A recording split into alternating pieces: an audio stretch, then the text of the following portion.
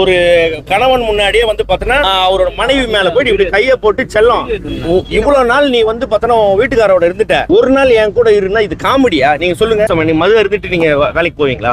நான் ஒரு நாளைக்கு 18 மணி நேரம் நிப்பேன். மது இருந்துட்டு எப்படி அப்படியே ஃபுல் டே நிப்பாங்களா? தமிழ் புத்தாண்டு அன்னைக்கு போலீஸ் ஸ்டேஷன் வாசல்ல வந்து நான் நிக்கணும் அப்படின்ட்டு எனக்கு இருக்கு. இன்டர்வியூ எடுத்திருக்கீங்க, அதுல வந்து பார்த்தனா எங்க அம்மா பத்தி என் பொண்டாட்டி பத்தி தப்பா பேசியிருக்கான். எப்படிங்க நீங்க அதை வந்து போடுறீங்க நீங்க முதல்ல? ஆனா என்ன நடந்தது அப்படின்னா, இப்போ வந்து நீங்கள் உங்கள் ஃபேமிலியோடு இருக்கிறீங்க, வெளியில் எங்கேயோ போகிறீங்க,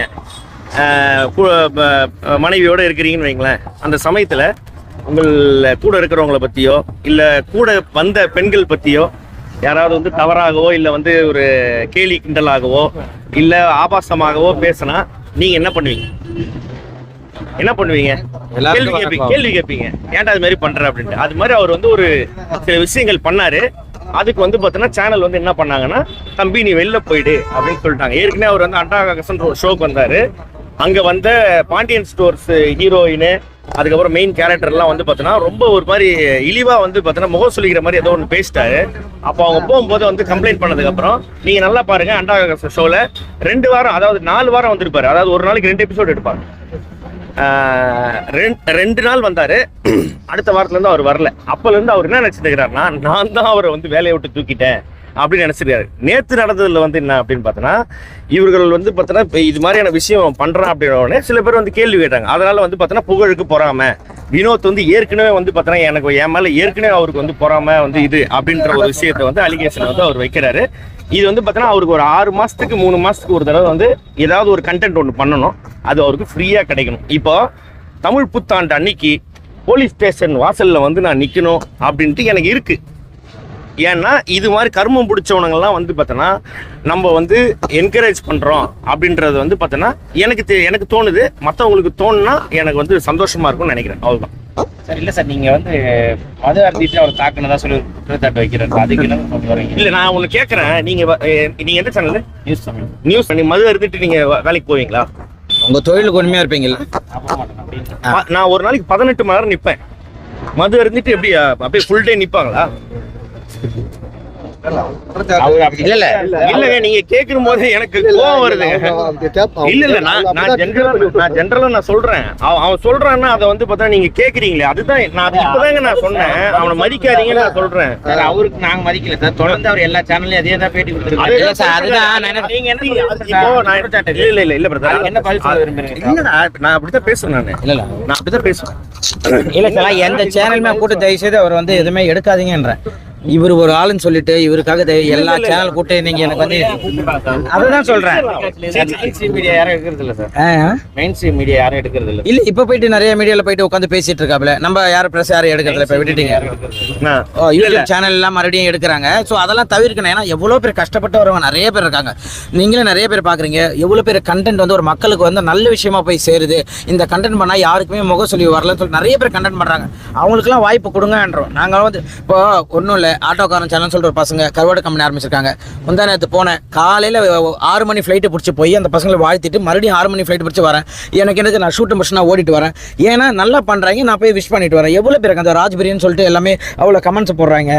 அந்த லுங்கி பாய் சொல்லிட்டு அவ்வளோ ஒரு கண்டென்ட் ரசிக்கிற மாதிரி இருக்குது. அதாவது ஒரு ஆடியன்ஸ் வீட்டில் உட்காந்து ஒரு பெரியவங்க குழந்தைங்களாம் சிரிக்கிற மாதிரி இருக்குது. அவங்களுக்குலாம் வாய்ப்பு கொடுங்க. யாரோ ஒன்று சும்மா வந்து அப்பா நான் தான் அப்படின்றவங்கள வாய்ப்பு கொடுங்க.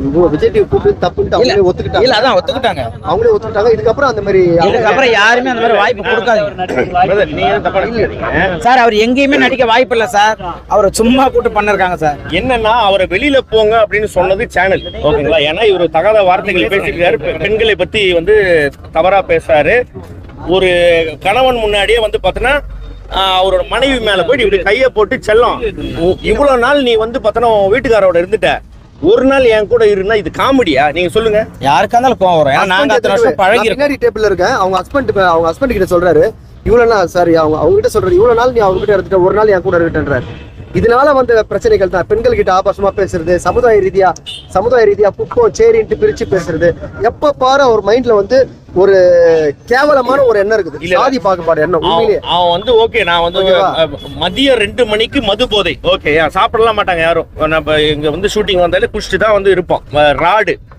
இல்ல நான் எனக்கு புரியல. என்ன சரி, பேசணும் அது தெரியல. ஓகேங்க. நேத்து வந்து பார்த்தோன்னா ஒரு ரெப்யூட்டடான ஒரு சேனல் அவனை வந்து கூட்டு இன்டர்வியூ எடுத்திருக்கீங்க.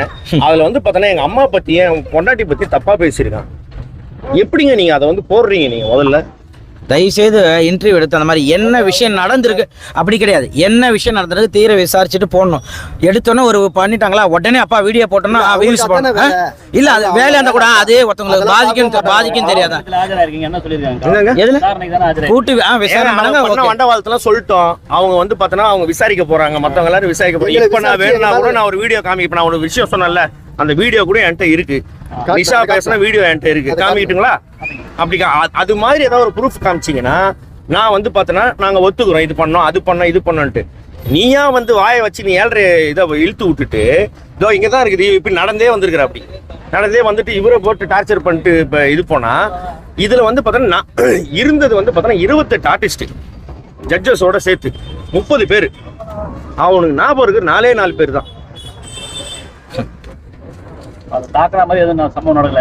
ஒண்ணுமே பார்க்கலாம் இல்ல தங்கம். சார், அது வேணான்னு சொல்லிட்டாங்க, அப்ப நாங்க தான் வேணான்னு சொல்லிட்டாங்க. அப்படிலாம் பேசாதீங்க, தரக்குறைவா யாரும் பேசாதீங்க, சாதி ரீதியா பேசாதீங்க, வல்கரா பேசாதீங்கன்னு சொன்னதுக்கு நாங்க அடிச்சு 2 கம்ப்ளைண்ட் கொடுக்க வந்திருக்கோம். பெண்கள் எல்லாம் வந்து தப்பா இது பேசினாரு. அதெல்லாம் புகார் அளிக்கப்படுதா இல்ல ஏன் அளிக்கல?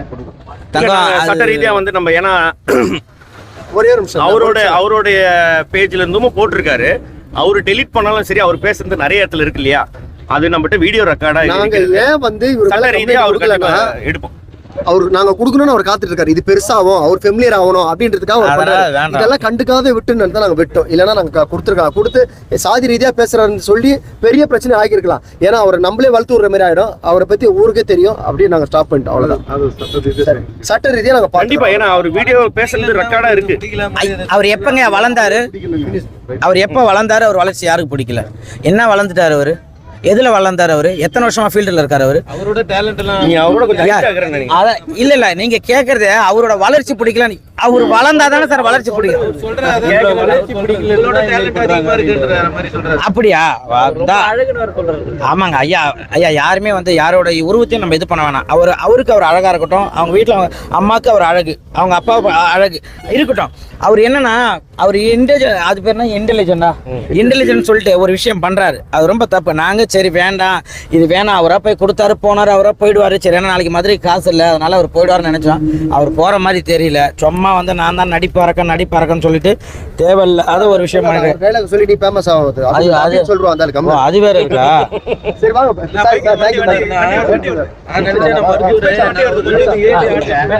ஓகே, ரொம்ப ரொம்ப நன்றி, தேங்க்யூ ஸோ மச். நாங்கள் வந்தோம், விசாரணை இது பண்ணாங்க. ஓகே, அதே போல் தயவுசெய்து எந்த ப்ரெஸ் மீடியா என்ன விஷயம்னு தெரியாமல் அவசரப்பட்டு ஒரு வீடியோ எடுத்து போடாதீங்க. யாருமே இல்லை தப்பு அப்படின்றத நல்லா விசாரிங்க. தயவுசெய்து யாரும் வாய்ப்பு கொடுக்காதீங்க அவனுக்கு. நன்றி, வணக்கம்.